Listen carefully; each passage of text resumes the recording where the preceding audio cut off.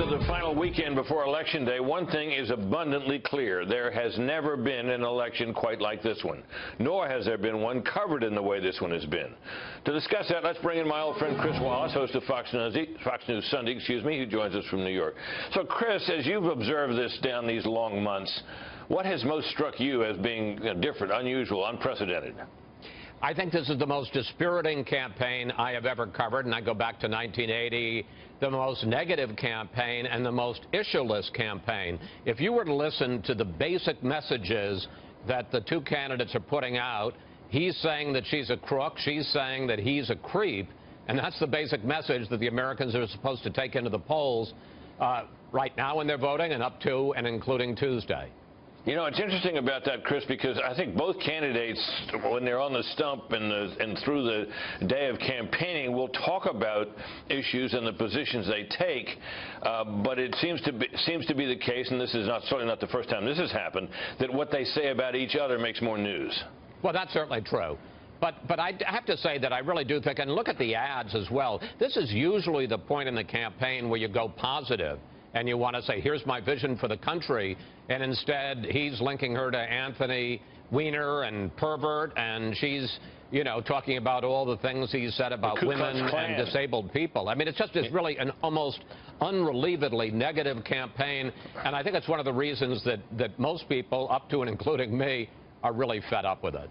Well, and the other thing is, have you ever seen a campaign in which the voters are going to the voting booth with so little taste for either candidate? Well, that's part of the reason, and I think ultimately, you know, look, they both went in months ago with historically high unfavorable ratings, and usually you can't turn around. I mean, if you're Hillary Clinton, you've been in public life for 30 years, you're not going to suddenly make people like you if they don't like you, so all you got to do, your only strategy is to make them like the other guy even less. And I obviously, with Trump, you saw those high unfavorables during the primaries, and I think he's had the same strategy, make her negatives even greater than his.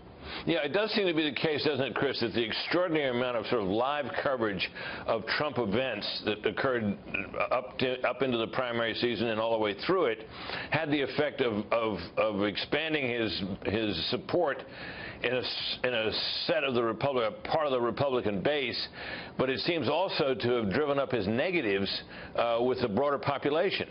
Yeah, I think that's right, and that's just the way he conducted this campaign.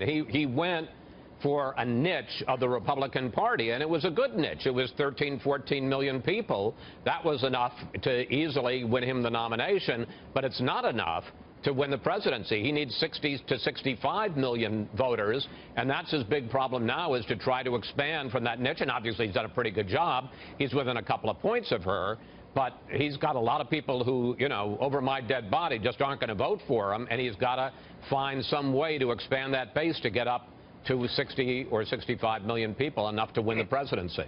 You know, I was doing this program the other night, Chris, and I had an exchange with Jennifer Griffin, who's on the Clinton campaign, of course, and she was in the campaign bus, a press bus, and the press bus was moving, and she's doing a live shot onto this broadcast, and I thought to myself, how very different that is from the way it was when you and I were covering campaigns back in the 70s, 80s, and even into the 90s.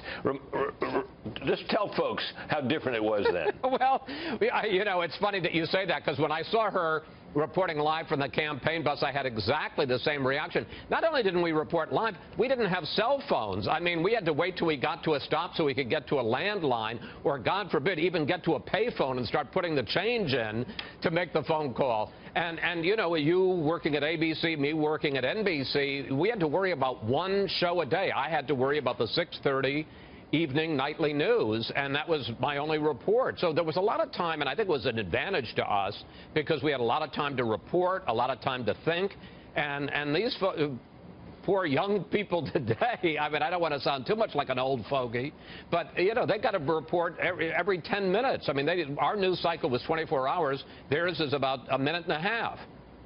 Yeah, it's very different. Chris, you don't have to worry about seeming like an old fogey when you're on with me, because I got that role wrapped up. No, I think I give you a good run for your money.